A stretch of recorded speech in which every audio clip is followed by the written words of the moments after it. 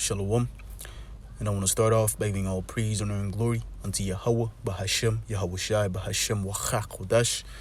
Double honors to my teachers, the head apostles and elders of Great Millstone, and salutations to you, Akim, that's out there listening, pushing for this word with truth and sincerity, and your few Akwat as well that's listening with sincerity. All right, today, just coming back at you guys through the spirit and power of Yahweh, Bahashem, Yahweh Shai. I'm just going to get into a real quick lesson, really that's going to be focusing around this precept here. Let's read it. This is Proverbs 30, all right, and verse 21. For 3 things the earth is disquieted, and for 4 which it cannot bear. For a servant when he reigneth, and a fool when he is filled with meat. Yes, indeed, man. The earth is indeed disquieted. All right. The first thing that I mentioned said what? A servant when he reigneth. And indeed, a servant is ruling right now, man. Okay, a servant has control over all the planet Earth, man. Okay, that's why the earth is disquieted. That's why the earth is polluted. Because a servant is ruling, man. And who's that servant? All right, that servant is Esau, Edom. Okay, evil E. He's that servant, man. All right, that's why it tells you in Ecclesiastes, right? Let's get that real quick. Ecclesiastes 10 and verse 5, right? There is an evil which I have seen under the sun, as an error which proceedeth from the ruler. Folly is set in great dignity, and the rich set in low place. So why is folly set in great dignity? Because a servant is ruling, all right? That's an evil which is under the sun, man. Seeing a servant ruling, seeing Esau, Edom rule. Because really, Esau, Edom, he's a servant, all right? And when I'm saying Esau, Edom is a so-called white man, all right? Because he's the one that's ruling today. Okay, you look at the top banking families, the Rothschilds, so on and so forth, all right? They're the ones that's ruling, okay? And something that's heavy too is the Rothschilds, you know, before their name was Rothschild, it was Bauer, right? Apostle Gabar always brings that out. Okay, when we go to the word Bauer, it means a peasant, a servant, all right? You see that? Shows you that, hey, it's truly a servant is ruling, man. Okay? Verse 7. I have seen servants upon horses, right? Who are their servants? Again, Esau, Edom. Okay, and this goes all the way back to the blessing. Matter of fact, I'm going to get that after this precept here, right? And princes walking as servants upon the earth. Yes, princes are indeed walking as servants upon the earth. Okay, who are those princes? Okay? Those princes are who? The Israelites, all right? The so-called blacks, Native Americans, and Latinos, man. Okay? Israel in the Hebrew is what? Yashra Allah, he prince of the power. Where those princes walking as servants upon the earth, man? While this peasant is ruling, while this peasant is on his high horse. You see? To furthermore prove that Esau is a servant, right? Because when you go back all the way to Genesis, where it tells you what? Serve, let's type this in, serve the younger. Okay? Well, let's see here. Right here. I'm just going to get the point, right? Going to the birth of Jacob and Esau, right? Jacob representing who? Israel, because later on Jacob's name was changed to what? Israel, when he wrestled the angel, you know? And then from Jacob came what? The 12, he had 12 sons, okay? Which those 12 sons are the patriarchs, all right? The patriarchs of the 12 tribes, all right? Which makes the 12 tribes of Israel, which we know as today are who? The so-called blacks, the Native Americans, and the Latinos. All right? And Esau, Edom is who? Is the so-called white men. Okay? Because when you go into depth and into their birth, right? When it described Esau, I said what? He came out red. Okay? Who do we know today when they get mad, when they get happy, okay, when they're crying, who turns red like a tomato? Esau, Edom. Because what? He has no pigmentation. Okay? The Lord stripped him of his pigment, man. All right? So let's read this real quick just to get to the point, right? This is Genesis 25 and verse 23. And the Lord said unto her, unto Rebekah, right? Because the children were struggling within her womb, right? Jacob and Esau were already fighting within the womb, you know, Because what? And that Proverbs 29 and 27 tells you what? The unjust is an abomination to the just, and the just is an abomination unto the unjust. Roughly paraphrasing that. Okay? Because it was two opposing forces, two opposing spirits. One righteous spirit and one wicked spirit. The righteous spirit is Jacob, and the wicked spirit is Esau, Edom. All right? So let's read it. Genesis 25 and 23. And the Lord said unto her, 2 nations are in thy womb. You see, 2 nations are in thy womb. Right? But what? There are really 2 children in the womb. Because those 2 children became later on down in history 2 nations, because they multiplied. All right? And 2 manner of people shall be separated from thy bowels. Okay? And the one people shall be stronger than the other. Who's that one people that's stronger than the other? Jacob. All right? Those so-called black people, man. They're stronger than the white man. Okay? Look at the sports, okay, industry. Look at the sports, football, basketball. Who's dominating in those sports? Jacob. All right? Israel. So-called blacks, Native Americans, and Latinos. All right? And the elder shall serve the younger. You see? And the elder shall serve the younger. And when you go to Genesis 27, who came out first? Esau, Edom. But what? Jacob was holding his heel. You see?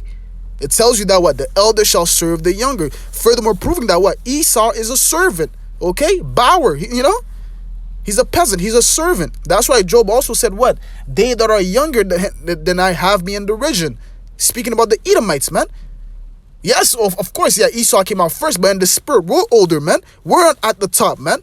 Okay? When Yahushua comes back and destroys this guy's kingdom, where is Esau going to be in the kingdom? At the lowest of the low. Esau is known as the basis of men. All right? Okay? Furthermore, proving that Esau is a servant. And that's why the earth is disquieted. That's why the earth is diseased, man. Because this guy, this evil, wicked, Edom, Esau, Edom, right? He's not pushing forth the law, statutes, and commandments, man. He's not establishing it. All right? It tells you in Isaiah 26 and 10. Salakia. Isaiah 26, right? And verse 10, it tells you what? Let favor be showed to the wicked, yet will he not learn righteousness. And the land of uprightness will deal unjustly, and will not behold the majesty of the Lord. Yes, and favor is being showed unto the wicked. Job 9 and 24, the earth is given into the hand of the wicked. Who's the wicked? Esau, Edom. Malachi 1 and 4, the borders of wickedness. Okay? Favor is being showed unto him right now. He has the power. All right? Right? Favor is being shown to him. Is he establishing the laws, statutes, and commandments of the Holy Father? La'ah. He is not, man. Okay? And la'ah is in the Hebrew meaning no. All right? He's not establishing the laws, man. Okay? And the land of uprightness, he will deal unjustly and will not behold the majesty of the Lord. Is he not in our land right now? Are not the small hats, the big nose people in our land right now? The Jew, you know what I'm saying? Ish people in our land? Are they establishing the laws there? No. Matter of fact, in Tel Aviv, they have one of the biggest gay parades there, man. All right? So no, the law and statutes and commandments are not being established. Furthermore, that's why the earth is disquieted. All right? Are we having a land Sabbath? Esau doesn't even establish a land Sabbath, man. Because according to the law, all right, the earth is supposed to have a land Sabbath. You see? If I'm not mistaken, every 7 years. Right? Let's get that real quick. So like a real quick Sabbath. Is it 2 B's? Let's see here. The children of Israel. Let's see this. Yeah, this is Leviticus 25 and verse 2. Speak unto the children of Israel and say unto them, when ye come into the land which I give you, then shall the land keep a Sabbath unto the Lord. 6 years thou shalt sow in the field, and 6 years thou shalt prune thy vineyard, and gather in the fruit thereof.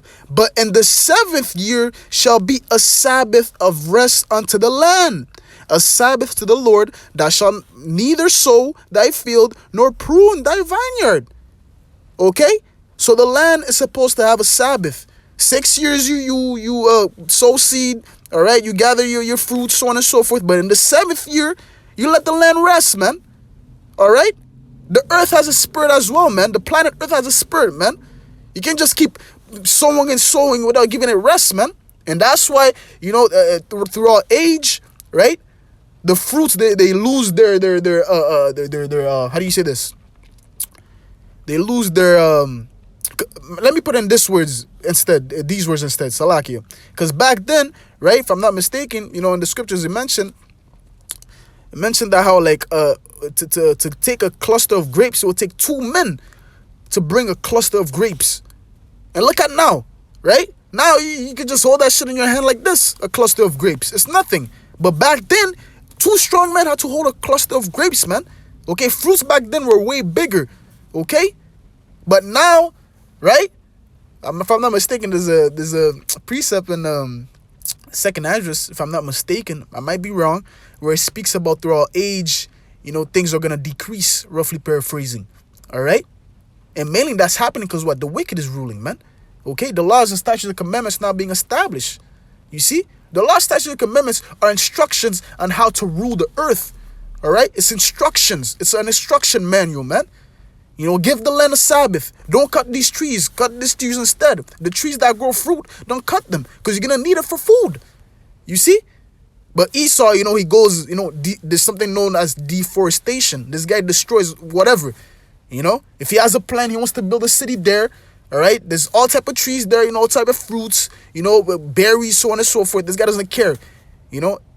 Excavation, he destroys everything and builds up his fucking skyscrapers, man. That's why the earth is disquieted, because this servant is ruling. He doesn't know how to use the manual, all right, which is the scriptures, to properly govern the planet earth, man. Going back to the land Sabbath, okay? The land is at dis-ease right now. The planet Earth is dis-ease right now, man. That's why the fruits are not at their vigor. They're not as in the old times, man. Where 2 grown men had to 2 strong men had to take a cluster of grapes. Now you can just take that shit with your hand, with 2 fingers. You see? Verse 5, and it reads, "That which groweth of its own according to thy harvest, thou shalt not reap." So that which groweth of its own according to thy harvest, thou shalt not reap, neither gather the grapes of thy vine undressed, for it is the year of rest unto the land. You see?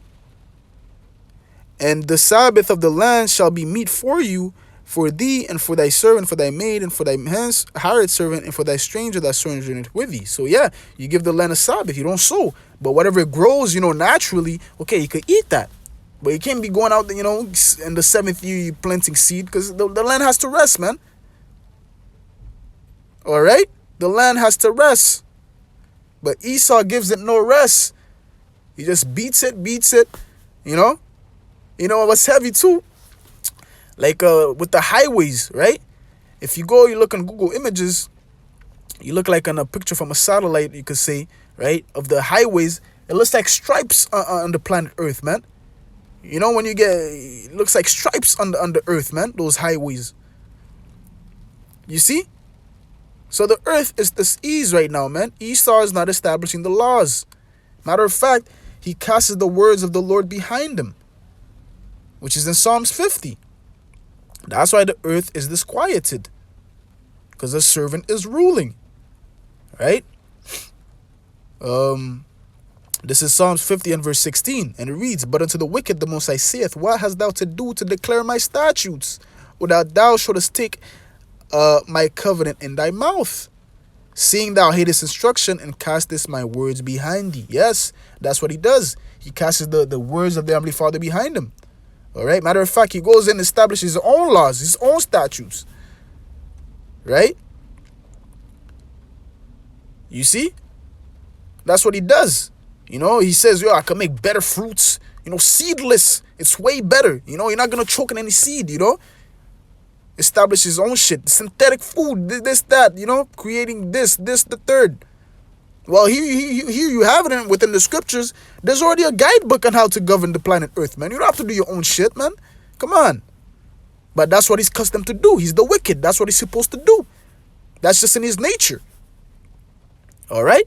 But at the end of the day, man, hey, the Lord said he's going to come back to destroy those that destroyed the earth. At the end of the day, Esau, you're not going to go, right off in the sunset, destroy the planet earth, okay, which is the inheritance of Yahweh Shai. You destroyed it, and you think Yahweh Shai is just going to let you go. Okay, yeah, it's okay, Esau. I'm just going to clean this up. It's okay, you're good. The Lord's going to destroy you, man. Because, first of all, this is not even your planet. This is not even for you. The Lord created the planet earth for our sakes. That's in the second Ezra 6, in the last verse on down, man. All right?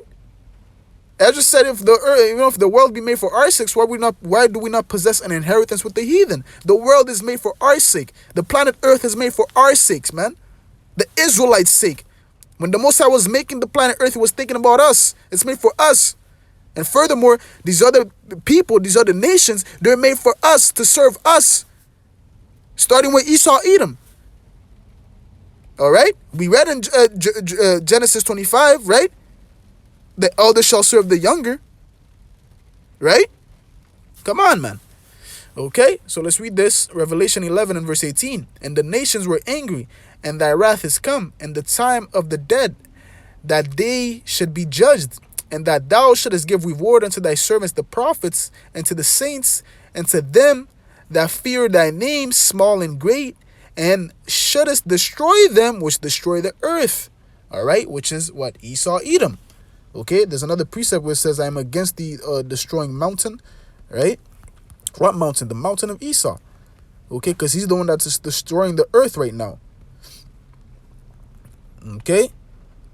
He's polluting the air, chemtrails. All right? Polluting the water. You have islands of fucking garbage, man. All right? You have islands of garbage. Come on, man. The earth is not supposed to be like that, man. You see? If Esau didn't make freaking, the abominable foods, like pig, crab, shrimp, as the delicacies, you wouldn't be having islands of freaking garbage, man. He's making these people eat the garbage disposers. And then now here you see, you have, matter of fact, Salakia, I'm trying to look for this precept. And now you see you have islands of garbage, man. Because this guy's not practicing the laws, man. The instruction man that's actually supposed to show you how to rule the planet Earth. He's not doing it. This guy's not supposed to be ruling, man. It's an error. Like we read in Ecclesiastes 10. It's an error that proceeded from the ruler, man. All right? Because he doesn't know how to run the earth. Okay? I know it's in Jeremiah. Oh, there it is. Jeremiah 51 and verse 25. Behold, I am against thee, O destroying mountain, saith the Lord, which destroyeth all the earth. This guy is destroying all the earth, man. That's why in Matthew 24, when the Lord prophesied, he said what? Except those days shall be short and no flesh shall be saved. Because Esau would fucking destroy the earth, man, and everybody within it. What do you think in these movies he shows, these different sci-fi movies, where the humans, they go to another planet, they're looking to see if there's resources that, if it's habitable, if there's water, if the air is breathable. Because what? They destroyed the planet Earth. And then Esau goes out there, with his pseudoscience. Nah, it's because of global warming, population, too much people, and then this type of bullshit, man. It's just you that's freaking bringing forth wickedness. That's why the earth is in the state that it is. All right? Let's read Jeremiah 51 again. Jeremiah 51 and verse 25. Behold, I am against thee, O destroying mountain, saith the Lord, which destroyeth all the earth. And I will stretch out mine hand upon thee, and roll thee down from the rocks, and I will make thee a burnt mountain. Yes. At the end of the day, the Lord is going to send missiles upon Babylon the Great. That source of wickedness, man. Okay? That standard of beauty. That, And that within that same chapter, it says Babylon had been a golden cup in the Lord's hand. Right? That source of wickedness, man. Okay, so at the end of the day, man, we know why the earth is disquieted, man. It's because of this peasant, right? You see, because of Esau, Edom, the so-called white man. Hey, so I'm gonna close it off there, man, by giving all praise, honor, and glory unto Yahweh, Bahashem, Yahweh Shai, Bahashem, Wakakodash. Hey, Lord willing, this lesson was edifying. All right, until next time, I'm gonna say Shalom.